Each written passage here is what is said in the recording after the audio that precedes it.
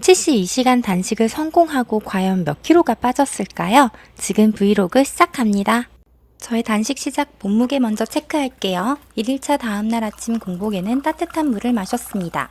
아침 공복 따뜻한 물은 밤 동안 쌓인 노폐물을 배출하는 디톡스에도 좋고 밤 동안 부족했던 수분을 채워주고 신진대사 활성화에도 좋다고 해요. 그리고 간헐적 단식 중에는 소금을 먹어주는 게 중요한데 단식 중에도 지속적으로 나트륨이 배출되거든요.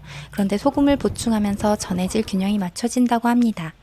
아침에 아이들 등원도 시키고 첫날이기 때문에 가볍게 웨이트 운동도 30분 해주었어요. 이날은 첫날이라 사실 평소와 같은 컨디션이었어요. 아이들 하원 후 놀이터에서도 열심히 놀아주었습니다. 참고로 개인차가 있지만 일반적으로 단식 후 12시간부터 18시간 사이에 몸이 지방연소 모드로 전환된대요. 또 16시간 이후 세포가 청소되는 오토파지, 즉 자가포식이 서서히 진행되는데 24시간부터 36시간 이내에 가장 활발하다고 해요. 자가포식의 이점은 세포가 불필요하거나 기능하지 않은 세포를 분해하면서 신체가 시간을 되돌리고 젊은 세포를 만든다고 합니다. 2일차 약 36시간이 경과한 시각 몸무게는 53.5kg으로 단식 시작 전보다 1.7kg 줄었어요.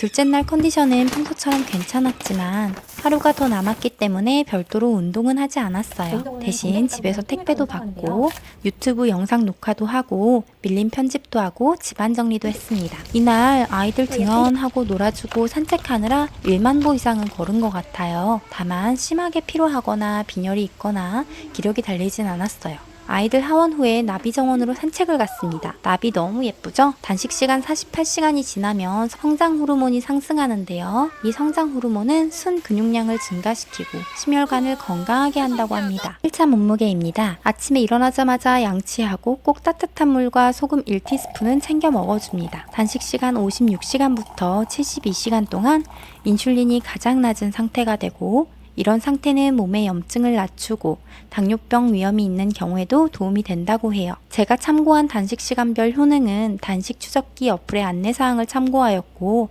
시간에 따른 효능은 개인차가 있을 수 있습니다. 위기는 이날 찾아오더라고요. 마지막 날이니까 지방을 태워볼까 해서 아이들 등원시키고 러닝을 하려고 했는데 도저히 러닝할 힘이 없어서 공원 갔다가 산책만 한 바퀴 하고 왔어요.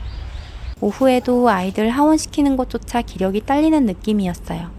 그래서 놀아주지도 못하고 아이 노는 거 앉아서 구경만 했습니다. 이날은 중간중간 빈혈도 심했어요. 평소 같았으면 이때 그냥 단식을 종료했을 것 같은데 이번엔 정말 72시간 단식을 마무리하고 싶었어서 중도 포기를 하진 않았어요. 72시간 단식이 마무리되던 3일차 오후 7시 30분 최종 몸무게는 52kg이었습니다. 보식은 재빨리 먹을 수 있는 야채찜을 먹었어요. 원래 장기 단식을 마치고 위에 부담을 주지 않는 사골육수 같은 액체류의 보식을 추천하는데요. 집에 사골육수도 없고 해서 그냥 익힌 채소류를 먹었어요. 다 먹고 속이 더부룩하거나 소화가 어려운 듯한 느낌은 받지 않았습니다. 다만 지나친 과식은 보식 후 무리일 수 있으니까 적당량 먹는 것이 중요한 것 같고요. 단식 후에 첫 섭취한 음식이 몸에 정말 쭉쭉 흡수가 되기 좋은 상태이니 혈당을 자극하는 탄수화물보다 식이섬유나 단백질, 지방을 위주로 섭취해 주시면 더 좋을 것 같아요. 단식을 마치고 몸무게 변화는 55.2kg에서 52kg으로 최종 3.2kg이 감량되었고요.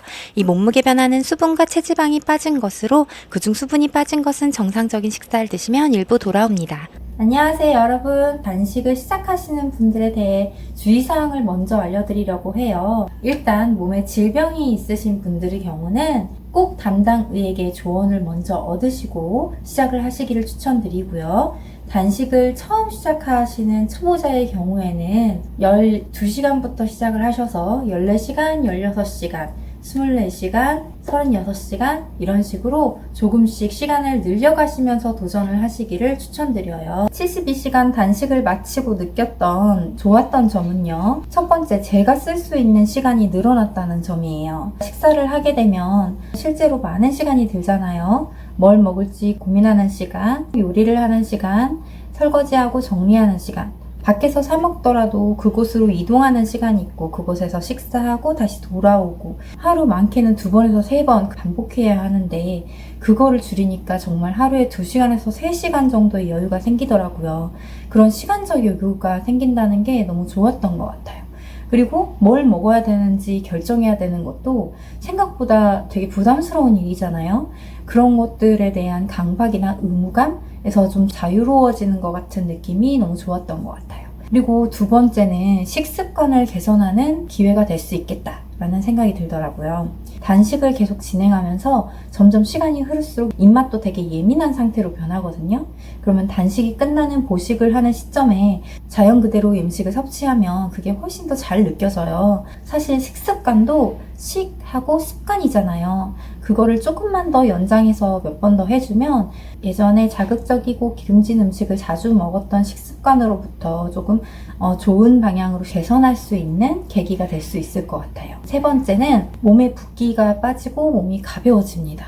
단식 시간이 길어질수록 몸에 이제 글리코겐이 모두 타고 점점점 지방을 에너지원으로 쓰면서 우리 몸 안에 체지방을 더 태우게 되거든요.